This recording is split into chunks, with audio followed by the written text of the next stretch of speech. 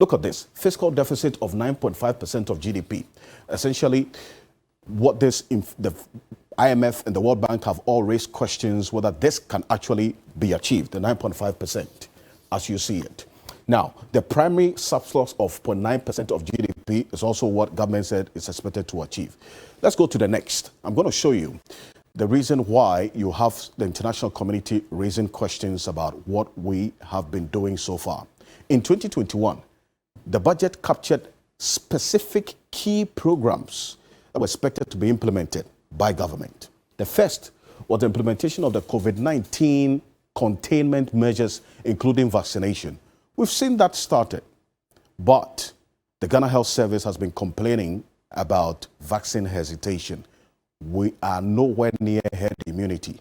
The 20 million target that the president talked about cannot be achieved, as per what the Ghana Health Service is telling us right now.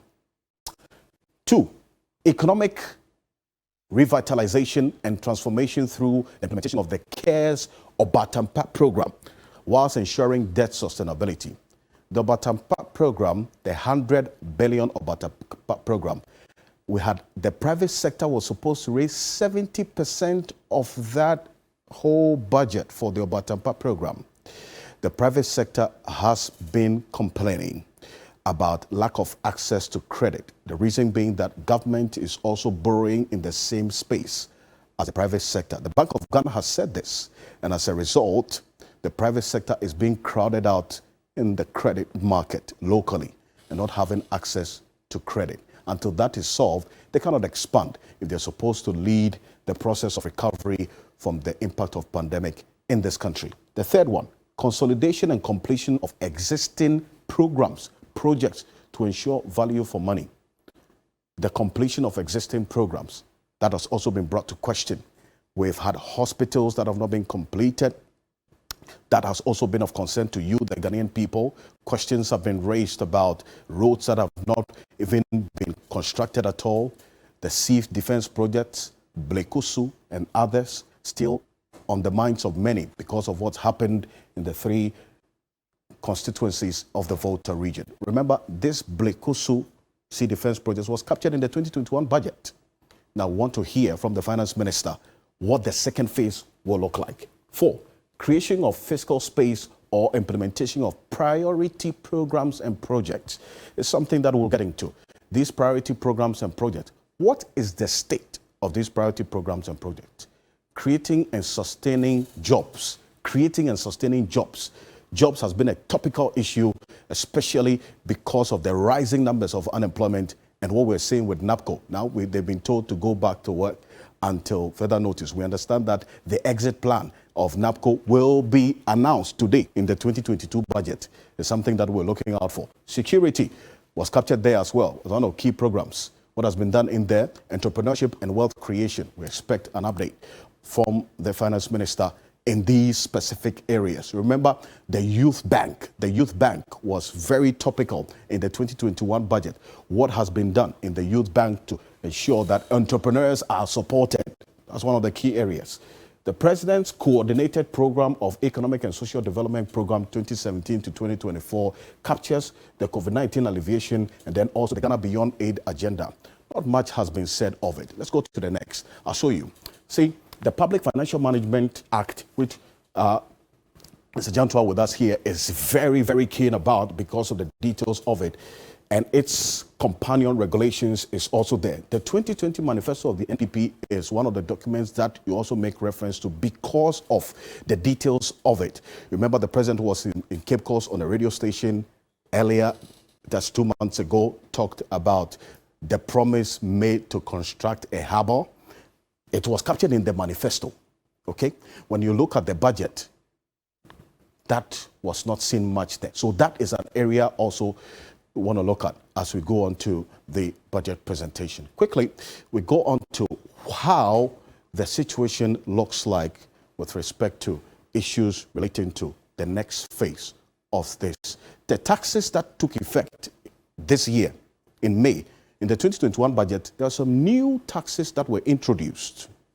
We have the health levy. which was supposed to manage COVID-19 related expenditure, sanitation and pollution levy to ensure quality and sustainable sanitation management, energy sector recovery levy to finance excess capacity charges, financial sector cleanup levy to defray outstanding commitments to investors. Questions are, today, the Ghanaian people will be expecting the finance minister to tell how much these taxes have accrued. The National Health Insurance Levy was increased by an additional 1% to take care of the health-related expenditure. The private health facilities who provide health insurance to the Ghanaians are saying that since 2019, they have not been paid by government. So where is this now 3.5% NHIL that we've been paying? This is an indirect tax, remember. So everything you buy, you pay as well. The sanitation levy, how much of it has accrued? We need to know. Also, the value-added tax that was increased. Now we're talking about the possible increase in road tolls. This was captured in the 2021 budget, just so you know. If the road tolls are going to be reviewed, it's because it's in the 2021 budget. Question is, the road tolls that have been paid now, what has it been used for? Remember that accountability is one of the key ways of what? Ensuring compliance. People being able to pay the taxes. That is a major issue there. Revenue is also an aspect which we'll get into as we go on in the conversation this morning. Government clearly needs money, and that's why prior to today, we've had questions about the benchmark being reduced and then also the reversal of that decision to remove the benchmark values. The Ghana Union Traders Association has raised questions about it. We also have the Pharmacy Council also saying that drugs will go up, prices of medicines will go up if decision is carried through. We wait for all of this and the accountability of the taxes that have been paid. Kwame Jantua is a private legal practitioner. He's a chairman and council member of the gas sector, oil and gas sector of the Association of Ghana Industries, AGI. He joins us in the studio. Thank you so much, lawyer. Good morning. It's good to have you. And I'm the chairman of the oil and gas sector, AGI, not president. Yeah.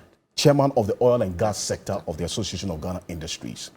Dr. Julius Kweku Kata is an international economist as well, joining us in the studio.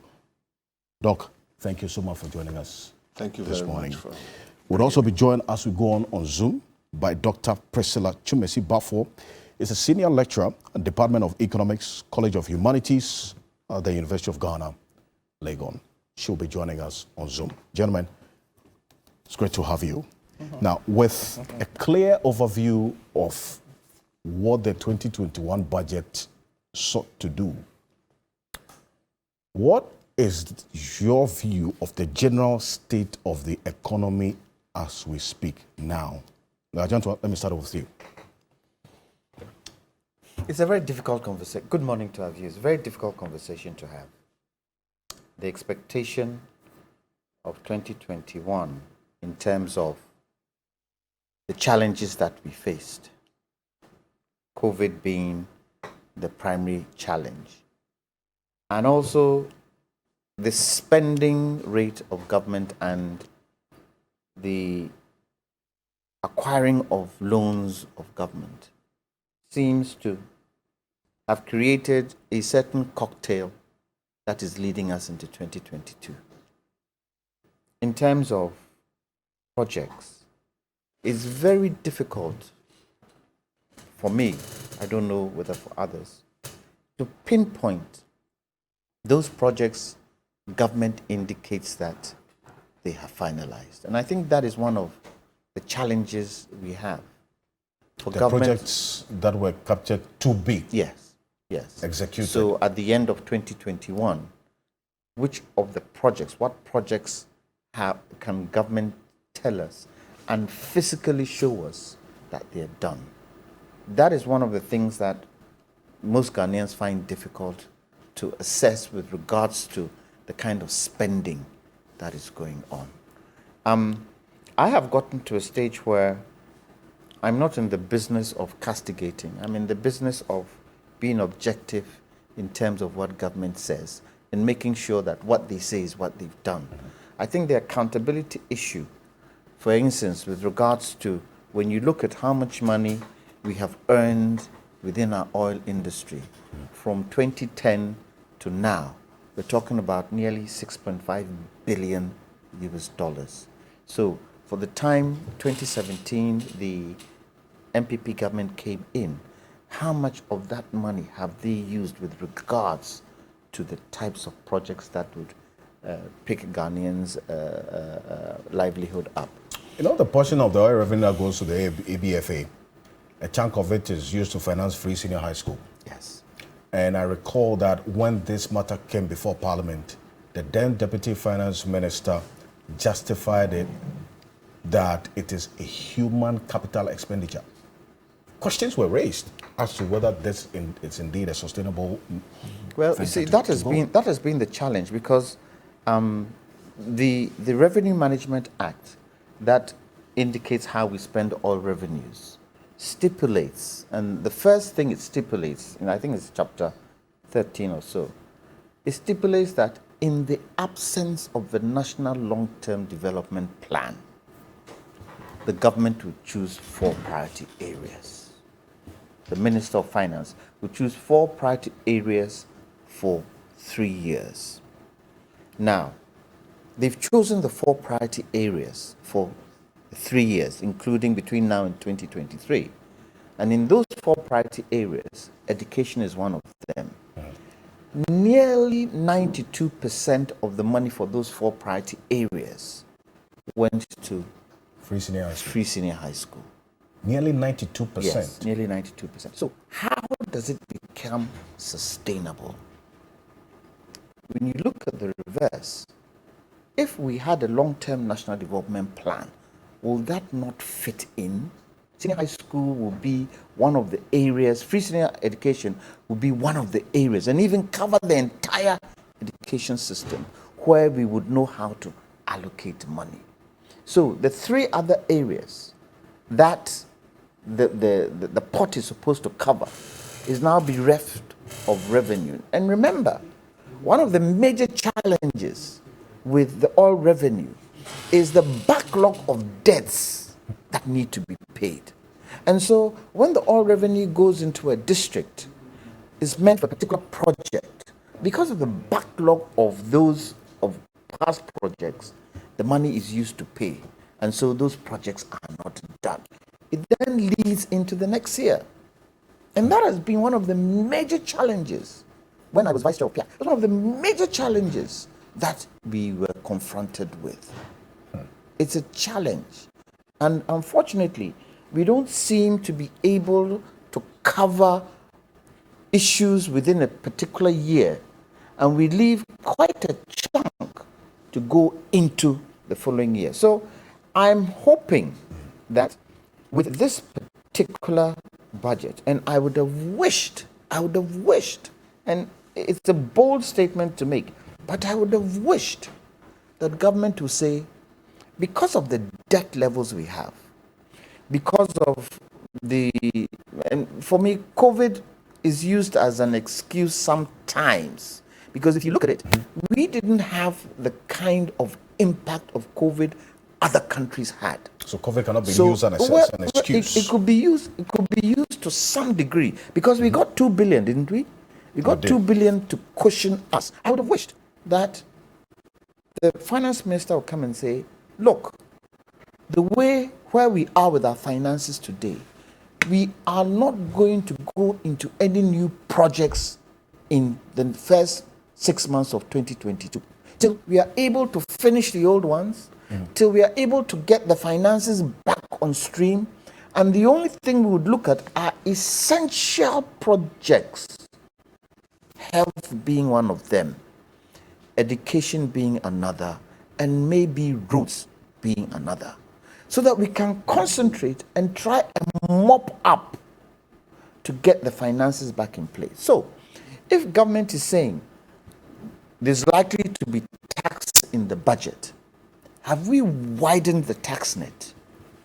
Because if you're going to increase taxes, and taxes are going to be within that small group of people who are paying, how does that help government? You see, and Doc, Kata, let me bring you at this point. So, is it that we're at the point where the only way, and this is specific to Ghana, we've seen the tendency that we are just taxing our way out of this pandemic and not exploring and doing the hard work of identifying the other avenues of revenue generation? Well, that's, thank you very much for my brother, Mr. Chu. It's a good submission there. Yeah, we have to look at other areas of expanding or spreading the tax collection, and that would generate revenue.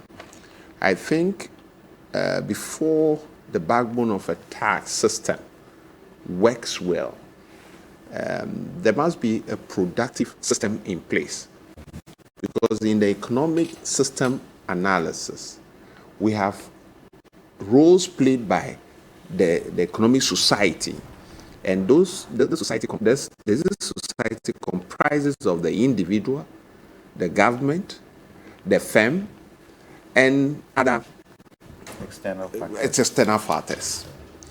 And if government sees that these few companies that are available are being taxed, and this year's budget, they are taxing them again, they will crowd out. They will go. So what do we do as a country?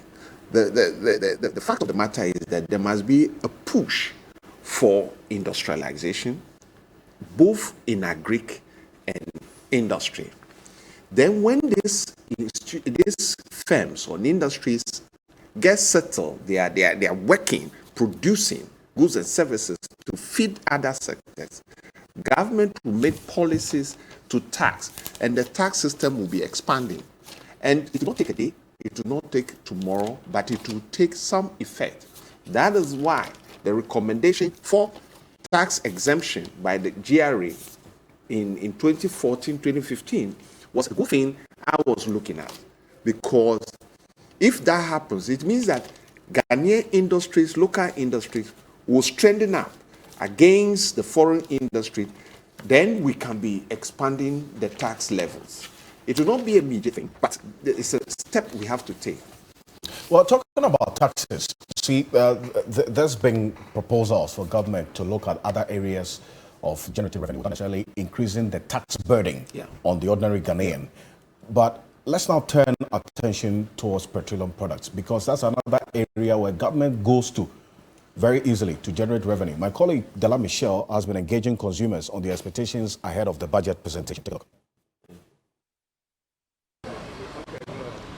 One of the topical issues has been the constant increment of fuel prices, something that drivers has lamented tremendously about. Ridiculously high. It's not right, because if you look at the price of fuel, I don't think anybody is considering the average Ghanaian, because right now I paid almost 390 Ghana cedis to fill the car, and this is just out of control. Because Kenya we are also beto we demand them I can do and be about 4 mabetono. Easy. So much so they are passengers, because Okasu Tuma Obi or Busumi Juma. Now can try and shut down cost would be now the TNT crash all the better if you could there and got bareness. Can no, not can I say the whole day, no call runs, I may spend 20 cities, 30 cities. Instead of 30 cities, to me spend 60. All the time, Biano, Ayana, or more shares, so more to petrol, my better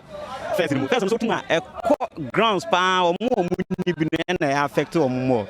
As the minister prepares to read the 2022 budget, there are some expectations. Sending a month for Casana win a bino. 1 month to 2 months, na and no maintenance month for now, a woman when you're day and toying. Or tipper tradition, me pona, teachers, and I'm being so at it, and no about one. It's one that will definitely be a difficult times ahead, and therefore probably a call on all Ghanaians to probably continue to bite the bullet, to probably allow them to stabilize the economy, and maybe might try to blame the situation on COVID. Be very honest and devoid of politics. I expect nothing positive from this government. What I expect will be a rehash of the stories they have been telling us, stories that leads to nothing. Well, it is only the finance minister who has the final say in the 2022 budget. But you'd want to stay with us as we'll be bringing you a comprehensive coverage of that budget statement and in-depth analysis on all our platforms. Reporting for TV3 News, I am Della Michelle, Parliament House, Accra. So that's Della Michelle. There's specific that's expectations from drivers and passengers as well. Remember, we started this year with 4 cedis 97 pesos per litre of petrol and diesel. Now we're talking about 6 cedis 90 pesos. This is even after the petroleum price stabilization and recovery levy was removed for the next 2 months, which government says is going to cost some 58 million. Now, the Ghana Private Road Transport Union and other driver unions are saying that they want a reduction and removal of some of the levies and margins in the price build-up. I want to show you on the screen right now what goes into a litre of petrol and diesel. When you go to the pumps to buy, the taxes and margins and levies that goes in there, we counted about 12 of them. So this is it. Quickly, take a look at what's happening here. And Mr. Jantua and Dr. Carter, if you go to the pumps to buy fuel or diesel, you're paying energy debt recovery levy of 49 pesos. You have road fund levy of 48 pesos. Energy fund levy of 1 peso. Price stabilization recovery levy of 14 pesos. This price stabilization and recovery levy is what the likes of Jantua and ASEP have been asking. How much has this accrued? We'll be paying this since 2015. And the reason why we put this price stabilization there is to bring it to cushion the Ghanaian people when prices of petroleum products are high. That cost some 2.65 billion over the last 5 years. We've been paying sanitation and pollution levy, 10 pesos. This was introduced this year. The energy sector recovery levy, 20 pesos. Go to the next one. You're going to see another list. You have the special petroleum tax. It's about 46 pesos. If you go to the pumps, special petroleum tax, questions have been raised whether it is actually outlives its usefulness, because there's a reason why it was put there. The private distribution margin is also there. 11 pesos is what you're paying for. Burst margin, burst. Paying for burst, 9 pesos. Fuel market margin, 5 pesos. Marketers margin, 46 pesos.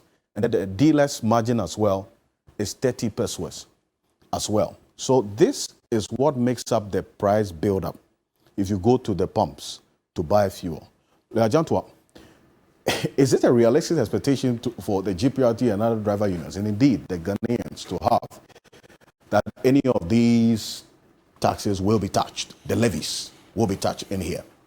Nothing can be touched there. Nothing can be touched. No, let me tell you why nothing can be touched there. And as you went through it, I'll go through it to show you what is included in these levies. So, price stabilization and recovery levy. There you have purpose to stabilize premix, residual fuel oil, as well as stabilizing petrol prices for consumers. 2, energy debt recovery levy. Purpose to facilitate debt recovery of Tema Oil Refinery, petroleum downstream foreign exchange, under recoveries, power generation and infrastructure support. That is the top levy. Road fund levy to support road maintenance. Energy fund levy to support energy commission activities. So, here's what I want you to do. As you go one after the other, then we discuss. We'll go to the next. Okay. So let's start with the price stabilization and recovery levy. Yes. The purpose was to stabilize premix and residual fuel oil, as well as stabilize petroleum prices for consumers. For such a time like this, as we are buying a litre for 6 cedis 90 pesos, the price stabilization and recovery levy should have kicked in. Yes. So why is it not? Well, it's not only for price consumers, it's also for premix and residual fuel oil. So do we know how much this has accrued? We haven't been told. So let's hope the finance minister will tell us. You see, this is the challenge. If at every step of the way we are being told, it makes it easier for us to understand. Because right now, GPR2 are saying, take some of these taxes off. It's not possible. It's not possible. Because the financial sector is stranded. Government uses some of this money to pay Peter and to pay Paul. So there's a possibility that the special petroleum tax... The special petroleum tax was supposed to cushion government when there was a fall in prices. In 2014. Oil prices have shot up. And you see, the other side of the coin is that we have had, a buffer.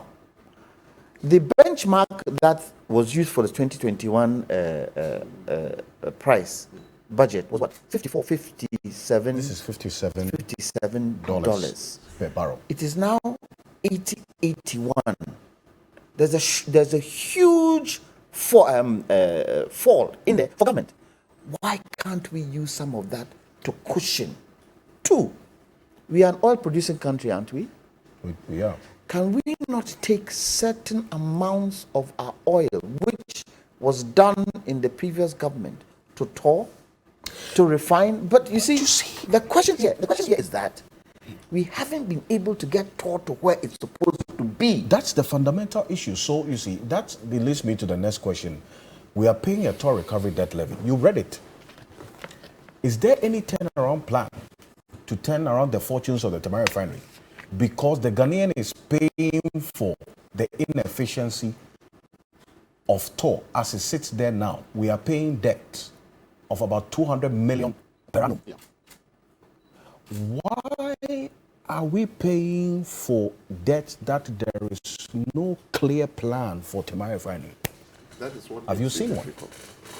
You see, we would have thought, and unfortunately, in this Fourth Republic, and maybe even before the Fourth Republic, Tamale refinery has been used as a political football. And because of that, it hasn't been able to stand the kind of ground it's supposed to stand. And we just saw recently the kind of regime in Tamale refinery with the discoveries that were made of theft. It's been going on for years. This is not the first one. And so when there are two regimes in, and remember, the margins on refining of oil depend on the kind of input you have, feedstock you have. And if the feedstock isn't yours and you're buying it and you're bringing it in, it dwindles your margins. And when you have two regimes in a place like Tamale refinery, where shop floor are doing their own thing, management is not aware of what shop floor is doing, it creates a huge challenge. Because the questions haven't been asked. The questions you've just asked haven't been asked with successive governments because it's being used as a political football. If we're able to get away from that and bring Tamale oil refinery back to where it's supposed to be, then we can say, with the oil price at $81, we would take probably 1 million barrels of our oil, refine it, and bring it down to maybe $60 or $50 for Ghanaians. Then we'll be cushioning our sector. The other side of the coin, which we haven't done well, is public transport. If it so happened we had an efficient public transport system, not a lot of businesses, in terms of transport businesses, will feel this kind of crunch. But we don't have an effective public transport system. And everybody is on the road trying to find work to do. So the young man who doesn't know how to drive would learn how to drive and get a trotro. The young man who doesn't have work to do, he's finished university, there's no work for him to do, he gets an Uber and he drives. The taxi driver who is driving his taxi every day doesn't get enough money, so petrol prices goes up. When we used to do from 6 to 6, now he's doing from 6 to 3 because he can't afford it. So the challenges there sometimes are created by our own selves, and we really haven't opened our eyes to make sure that the fundamentals that would help reduce some of these taxes are in place. So, Dr. Carter, this is it. This is, like Jantor says, the expectations of GPRT and others, and indeed the consumers of petroleum products will not be met because government doesn't have the luxury of either reducing or removing any of these levies and margins in the price build-up because it needs money. Yeah. You also, for the same time, we cannot look at any of these elements. That's why the alternative is there. The alternative is what? When we have the chance of making some gain as well prices reduce, the difference is what we can use to cushion the system. That's number one. Number two, I believe that I'm not an infrastructuralist, but I believe that whatever institution, for example, TOR, is responsible, do we look at the strengths and weaknesses of TOR and be able to pull out the strength, pull out the weaknesses, try as much as possible to facilitate it and refuse that idea of allowing TOR to be used as a football field. That is, and this is why I was mentioning in other platforms that creative knowledge management at this era of our scientific development is necessary for people to understand why they are doing this and why they are not doing this. When you know that what you are doing is wrong, you will correct it, and that will help generate the needed results. But because we are not doing that, that is where our management of this whole oil sector in the economy is really falling below the standard. So the important thing is the facilities that will make us produce some amount of the crude from TOR is important.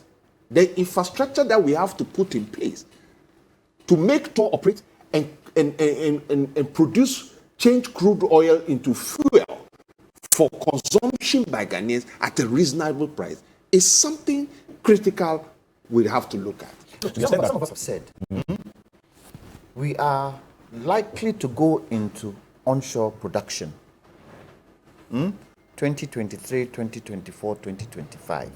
Some of us have said once we get in there, first we must demarcate where we are going to drill oil, because you can find oil on a cocoa farm, you can find oil on a bauxite mine. Which one do you do first? So we should demarcate.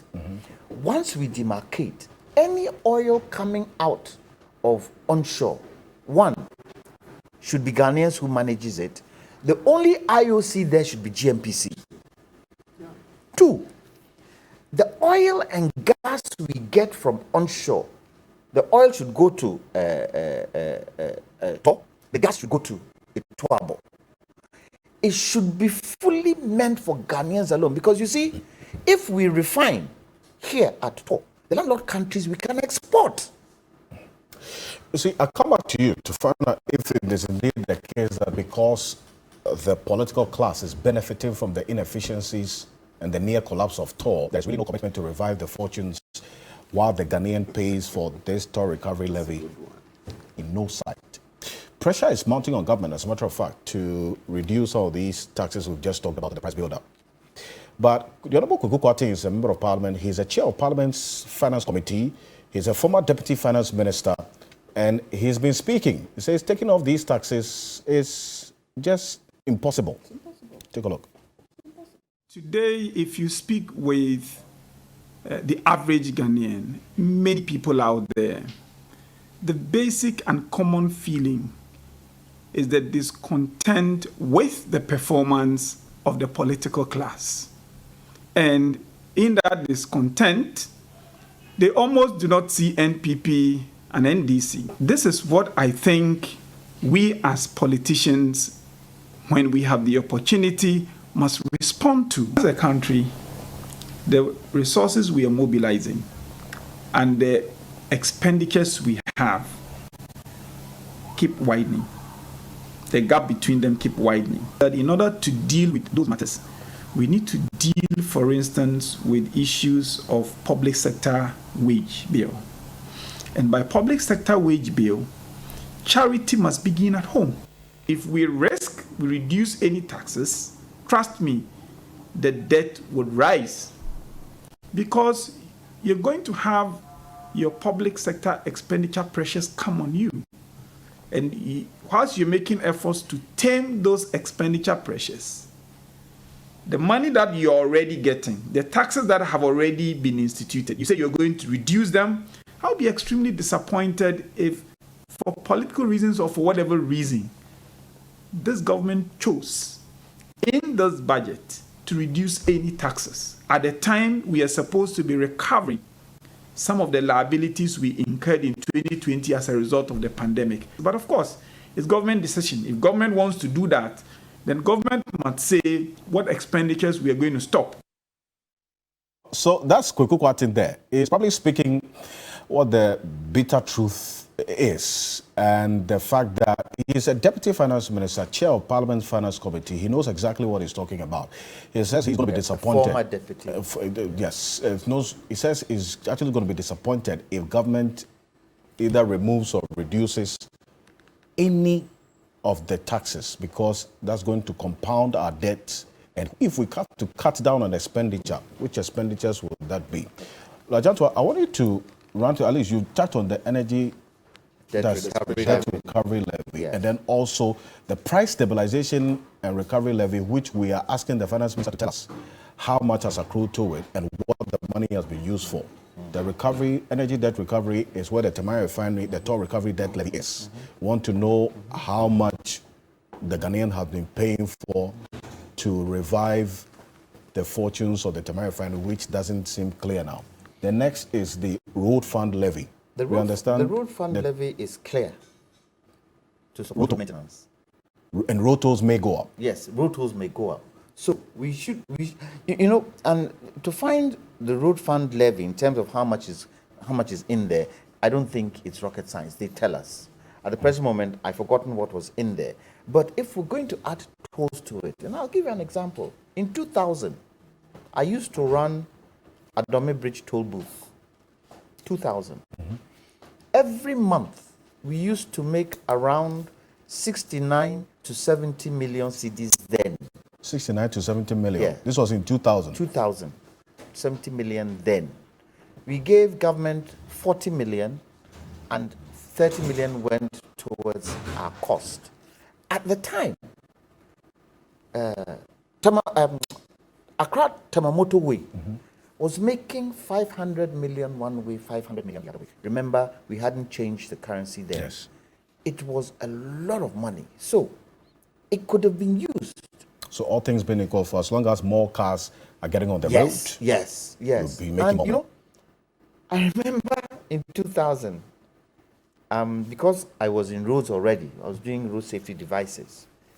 There was a gadget that you put underneath the road that can count every car crossing the toll booth, which you could now download onto a software onto your computer to compare the number of cars to the amounts of money you've got.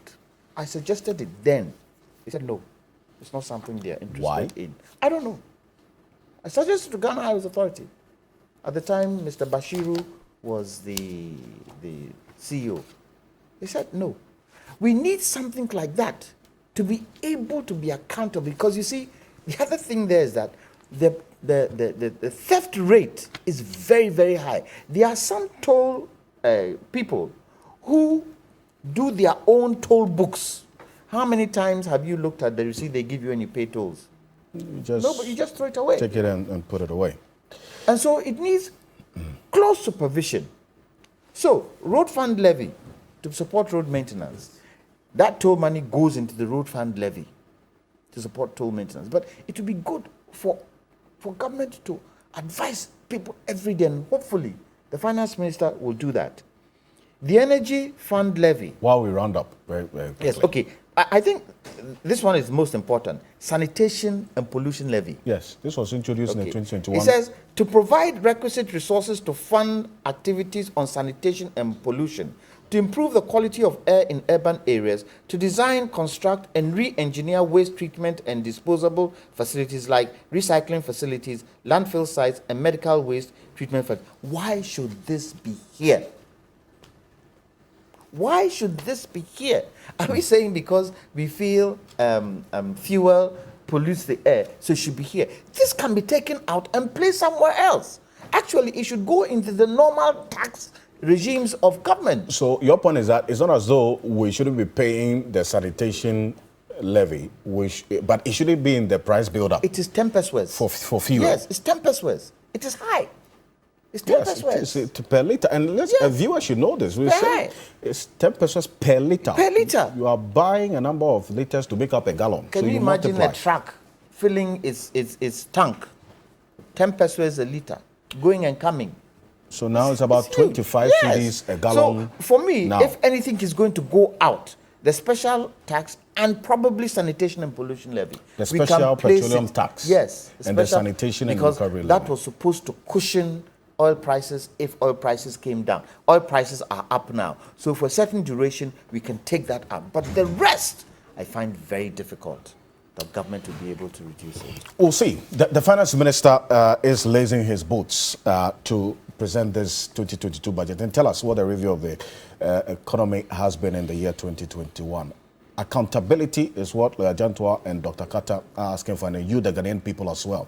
How much has accrued to the price stabilization and recovery levy? ASEP and Lawyer Jantua put it at 2.56 billion thereabout. Some has been used to stabilize premise fuel. What's happening to the toll recovery debt levy, to the road fund? We need to know what the tolls that have been paid so far by Ghanaians have been used for, even before we start having a conversation on road tolls being increased. But KPMG wants government to come out with a comprehensive program to create avenue for jobs. Jobs is another topical area going into this budget, especially through agriculture. So here's an advisory partner at KPMG, Andy Akoto, who's been speaking to a colleague on this particular one, what they expect government to do in job creation through agriculture. According to KPMG, there may be vacancies, but the gaps cannot be filled because of skills mismatch. Advisory partner at KPMG, Andy Akoto, wants government to consider agriculture for job creation. The agri sector represents one of our best opportunities for sustainable job creation because we have a very, very good comparative advantage with the rest of the world. Make sure that the farming authorities that we have are sufficiently resourced to also be able to provide the needed monitoring, extension services, empowering the farmers and workers in that sector to be able to shift from subsistence farming, to commercial farming with the right needed knowledge about the entire agri value chain. He noted increased revenue mobilization, fiscal discipline, and production expenditure are requirements to stimulate the economy. It's making sure that the money that we borrow goes to the most productive sectors of the economy. And of course, once those monies have gone into those productive sectors, the expected effect is to be able to mobilize taxes and other revenues from these sectors in order to be able to put it back into these debt services. But I don't think we are doing very well with that. Well, so that's the KPMG's verdict on government's job creation agenda. They say that they don't think government is doing well with that. In fact, and the jury is out there. The evidence is before us, even beyond what KPMG has said. Is agri another area that the KPMG talks about, areas that you would recommend government pays extra attention to create jobs? Oh, definitely. First of all, we have to look at the amount of contribution by agri to industry and to the economic system. It's huge. And we will have to, as a country, build up the capacity of our youth towards that area because, like he said, the value chain of agricultural products is not a bad area at all. And it will definitely open up the country to industrialization and export. Because if people are capacitated, trained to be able to produce in agricultural sector, what it means is that there will be enough material to feed the industries. And if there's enough material to feed the industry, it means that there will be more industry to be established. It means that there will be more opening for expansion of getting taxes. There will be more opening of employment, and the youth will definitely get a job. If that has not happened, we will still be lagging behind. The gaps will still be there. And I feel that government with private partnership and individuals as well should come together and develop this sector very, very well. I mean, there are people in it and it's making sense, and they're creating the values. What we need is the necessary education, capacity building, and encouragement in that sector for people to take it up. Because I give examples all the time. When I saw the COVID issue coming, and right after China issue, what I did was the whole of my backyard. I removed all the flowers in the pots. We have the whole ground. I removed all the flowers. Instead of the flowers, I started planting vegetables. For the period we were at home, I never had bought any vegetable from the market. So I asked myself, oh, as I'm doing this, then definitely let me go into large scale farming. So I have started, and I see that, yes, it's benefiting me. It has cut down my income and expenditure. So that is important. And it must be carried seriously and taken seriously. It must be taken seriously. And I'll bring you in here because one of the objectives of government in introducing this planting for food and jobs, led by the Agric Ministry, was to encourage young people to get into agriculture. That's one of the many objectives. In fact, now we have a little over 1.2 million farmers benefiting from this planting for food and jobs. The objective in the 2021 budget was that they wanted to increase the beneficiary farmers about 1.5 to 1.7 million. We've seen the challenges that the PFJ has been confronted with. Has there been enough incentive to draw young people into agriculture? It's not a question of incentives. It's a business, isn't it? It's a business you're drawing young people into. First, how do you change the mindset? How do you change the mindset for the young to see that there is commercial value into farming? Two, what kind of crops are we talking about and what kind of farming are we talking about? So, you have the export sector farming, the cocoas of this world, the rubbers of this world, the sugars of this world, the cashew nuts of this world, the almonds of this world. Those would bring exports. And with exports, you get foreign exchange in. Then you have the domestic type of farming, where they are farming for food products. And with that, you need to be able to have the adequate storage facilities for it. You need to have the warehouses for it. You need to be able to have good post-harvest storage. And you need to have off-takers. These structures need to be in place. So you ask the question, how did we do Operation Feed Yourself? You see, that is one thing we are not doing. We are not going back to the basics to see how we did it before. Where there were silos. Look, I'll give an example. Yes, I'll give an example of Nkrumah. Were we not manufacturing matches in this country? Yes, we were. What were we manufacturing out of? Bamboo. Do we not have bamboo spread all over Ghana? So, if we are telling the young people, go into added value agriculture, is that not an area They can go into, because you see, the manufacture of matches is a one-line manufacture. Okay. You put the wood in, it comes out as matches. Certain. It's the value chain effect that you've been talking about. I want you to hold on to that point. Let's cross over to my colleague, Nana Kyameza Brampa. She's in Parliament. She's talking to the Information Minister, Kojo Ponkoma.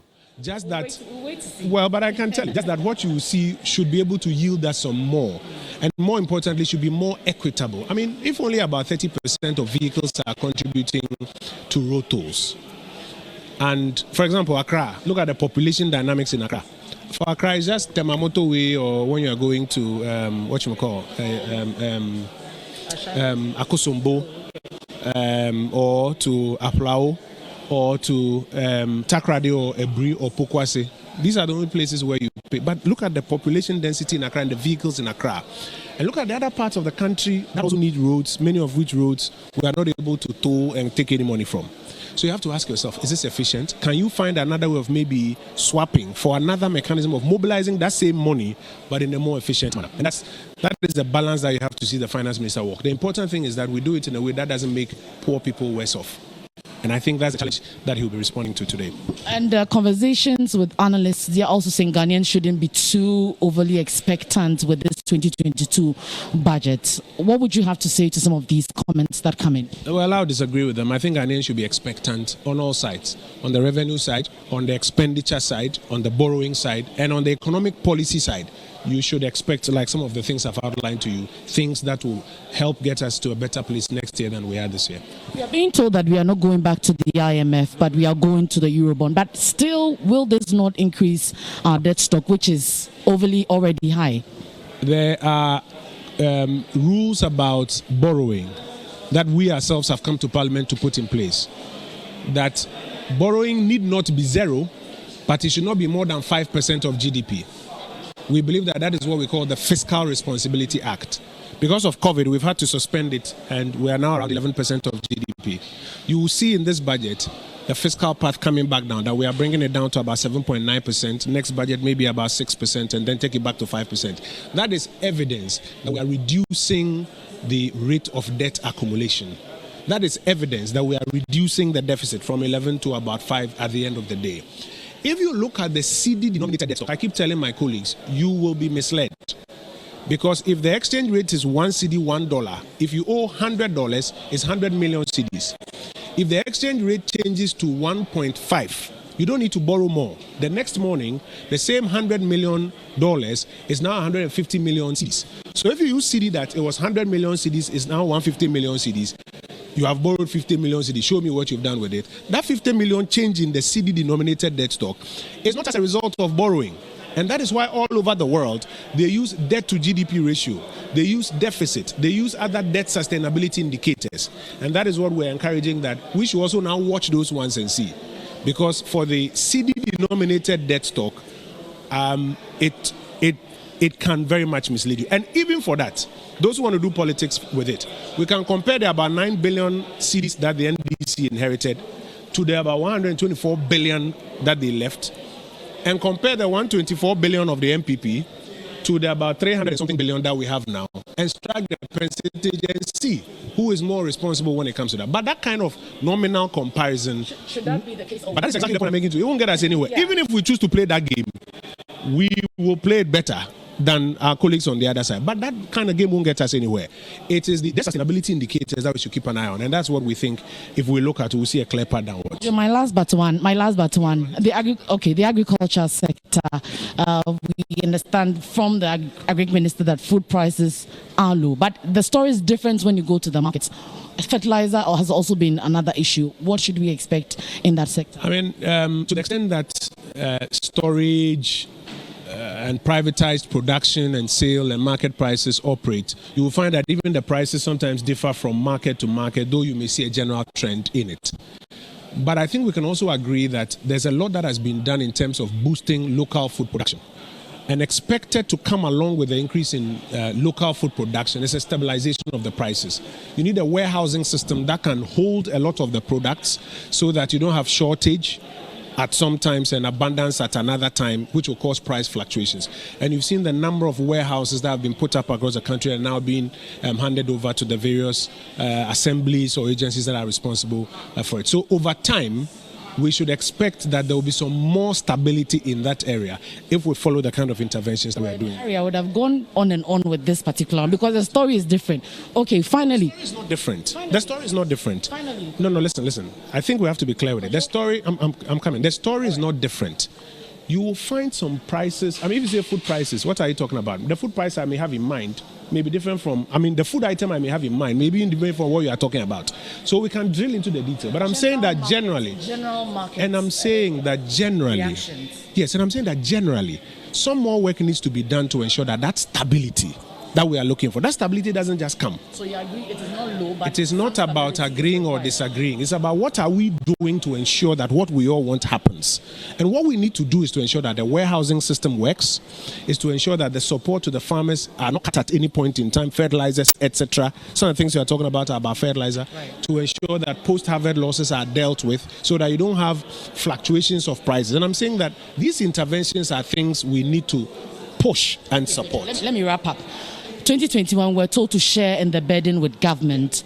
2022, what should Ghanaians expect? Should there be some hope for us? A lot of hope for young entrepreneurs, a lot of hope for our roads program, a lot of hope for young people on NAPCO, a lot of hope for local industry that is hoping to be competitive as is being strangled by imported goods. Thank you so much, Kojo. Kojo Ponkroma is the Minister for Information.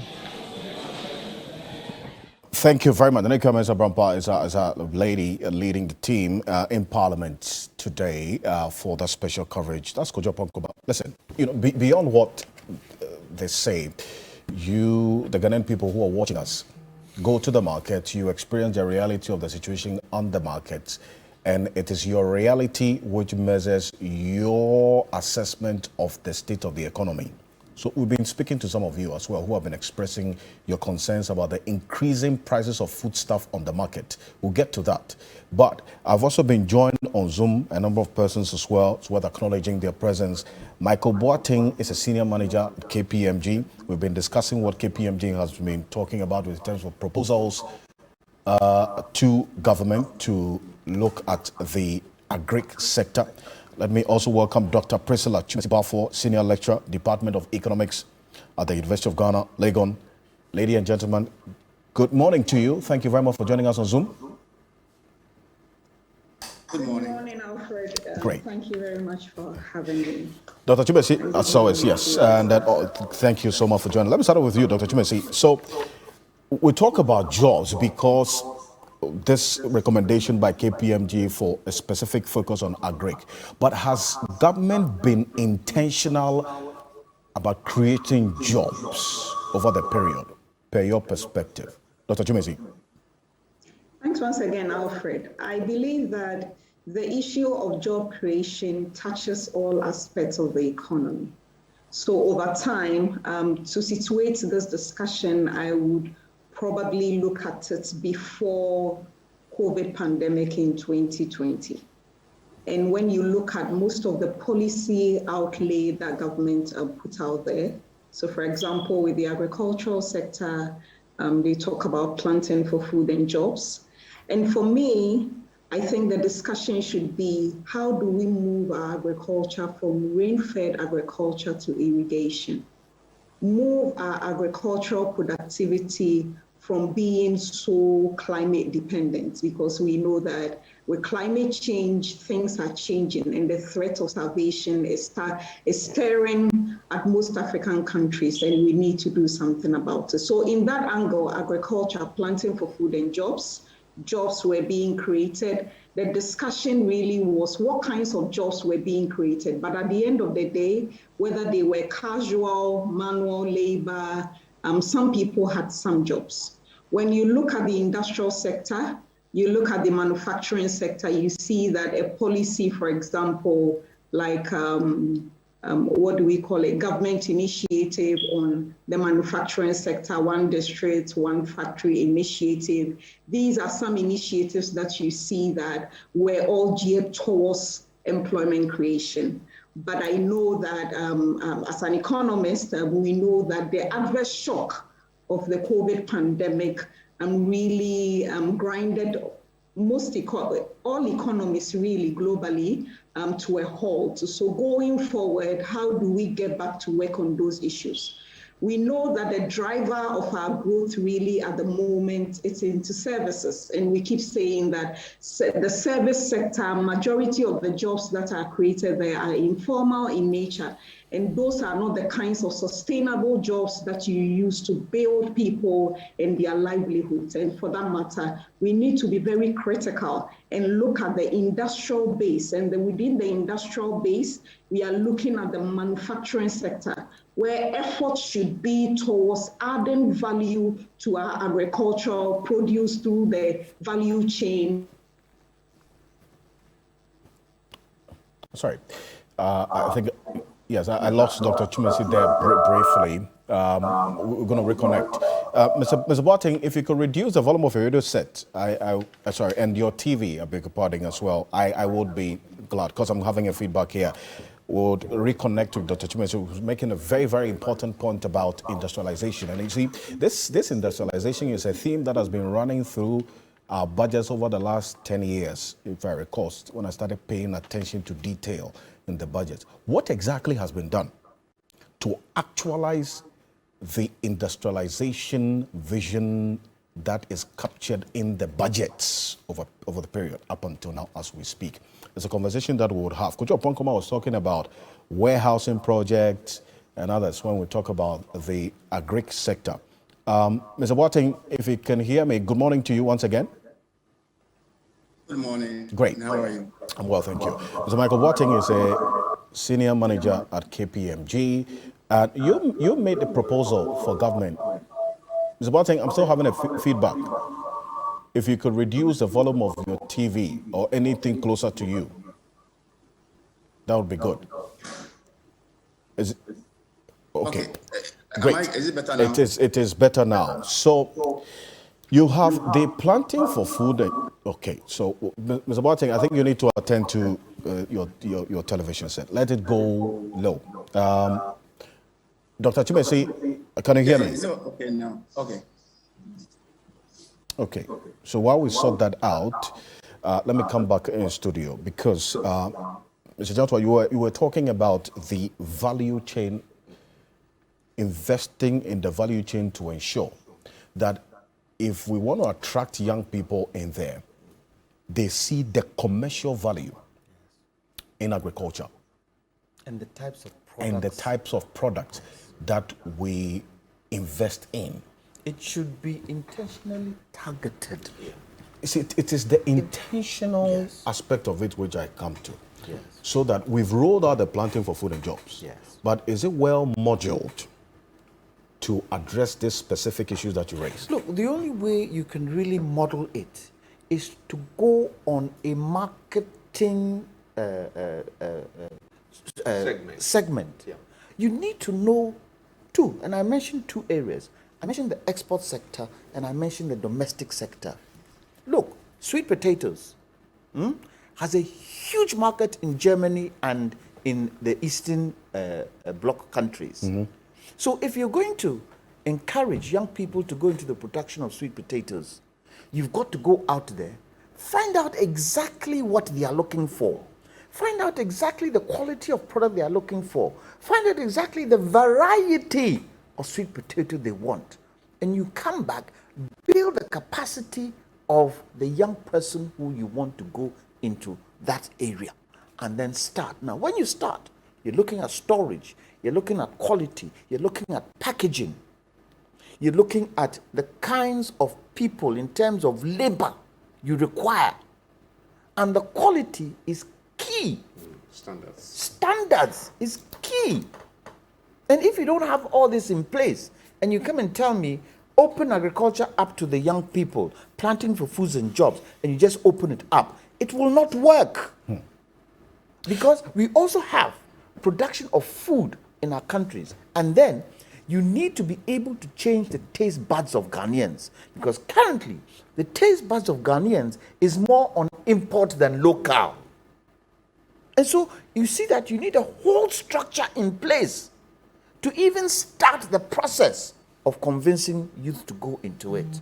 And that encouragement should be there. Then you need to find the adequate finances to go into it. So you go to the ADB, Agricultural Development Bank, work out something with them. Where?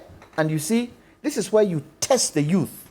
The fact that you're looking for youth to go into agriculture doesn't mean that every youth can go into agriculture. You test them.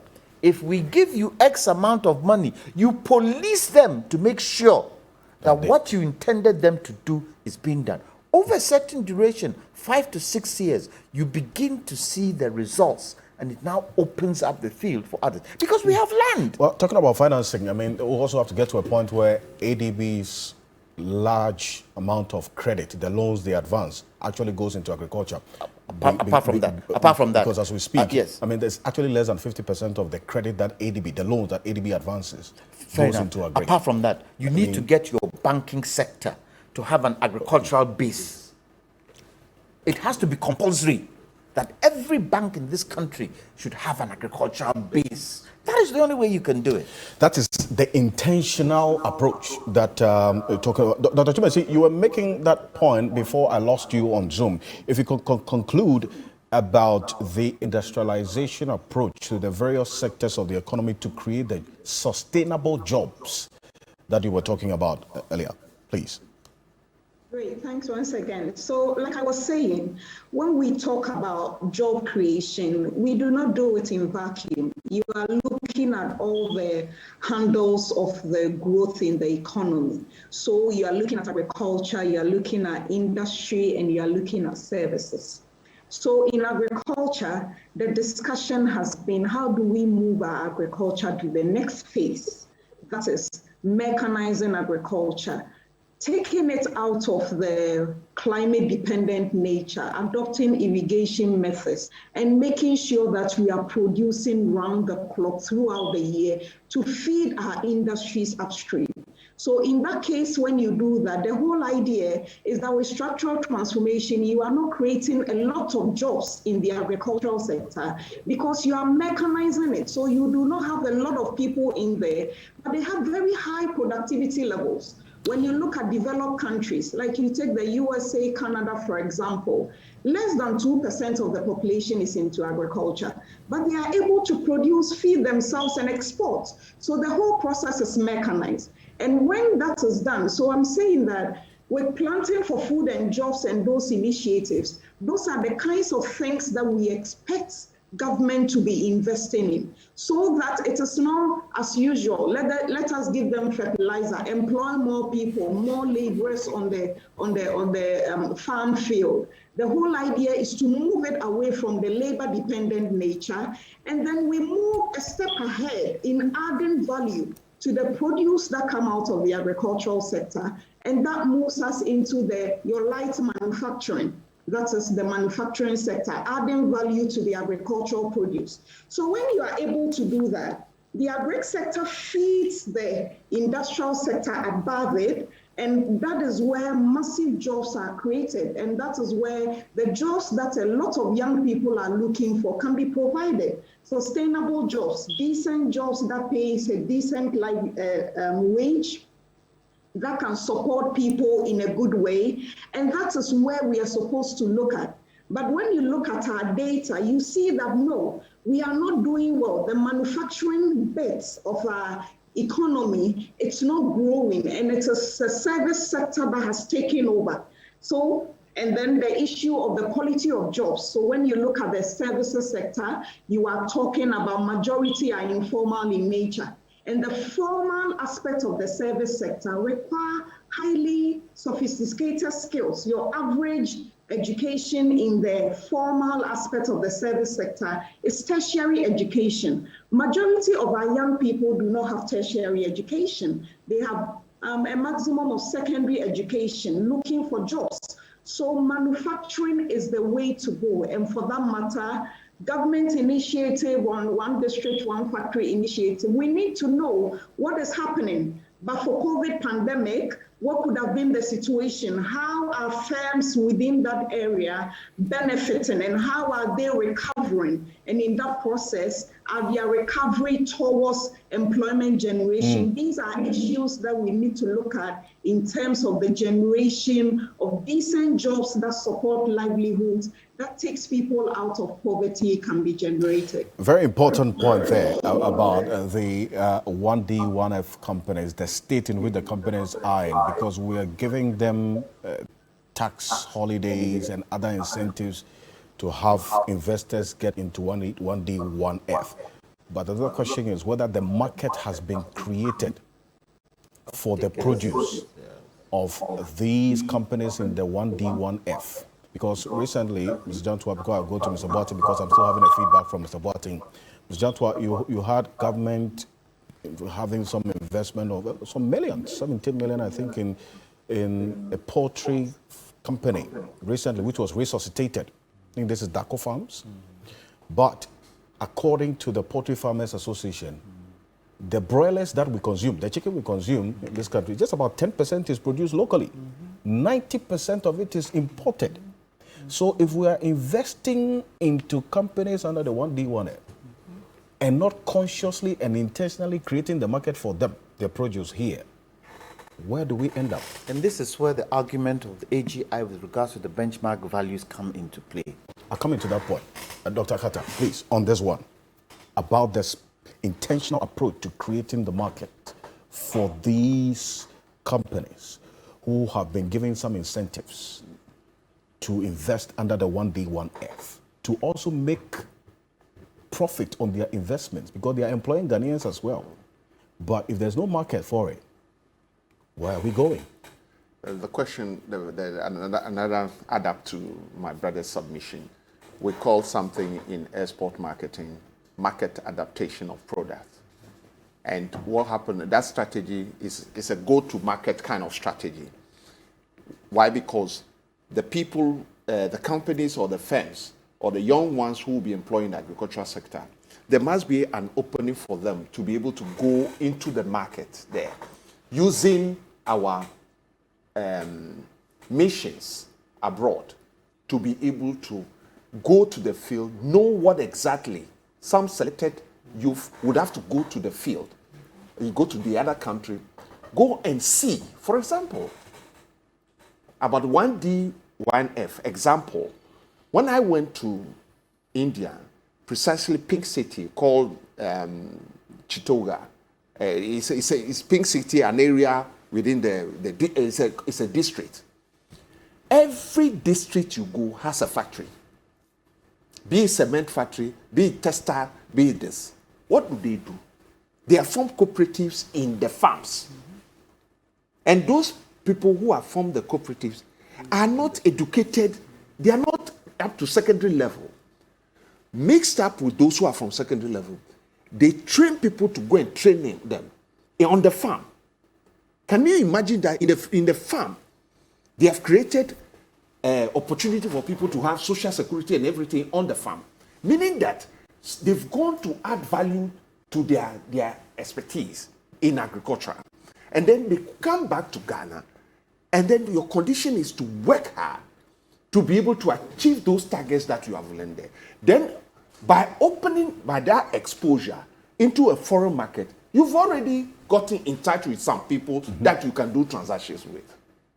Let's cross so that will create the market. And when that market is created, one-on-one, through our missions, immediately that market is created, the person knows where his goods will go. Because the fact is that you understand the values. Absolutely. The values and the price.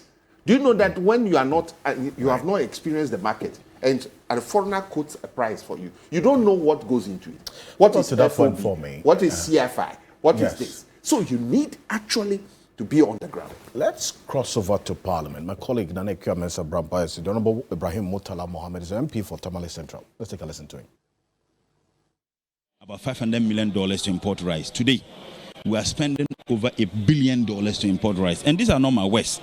These are the West of the former Deputy Minister for Trade, Honorable Ahonka Lindsay, who, when he met the Taiwanese business community, told them how much we were spending in importation of rice. And the reason is simple: inept, incompetence. There was a restriction on the importation of rice into this country by small rice importers. These people financed the MPP campaign. When they came, they lifted that ban. So, and the reason why there's so much pressure on our cedi against the other foreign currency is because of such things. If you are now spending over $1 billion every year to import rice, so what it means is that every year you have to look into your economy to get $1 billion to import rice. That exerts pressure. The simple law of demand and supply. The higher the demand, the lower the price. The higher the price. And the lower the supply, the higher the price. The higher the supply, the lower the price. And this is what is happening. The challenges we are facing today, and I can bet my last penny in this budget, they are going to blame. This is a wrap up for you, for your expectations in the budget. They are going to blame everything on COVID. Even if a woman has a miscarriage, they will say COVID.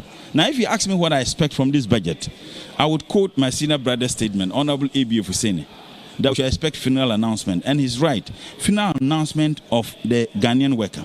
Final announcement of the farmer, the teacher, the trader. Nursing trainee allowances, which they touted so much.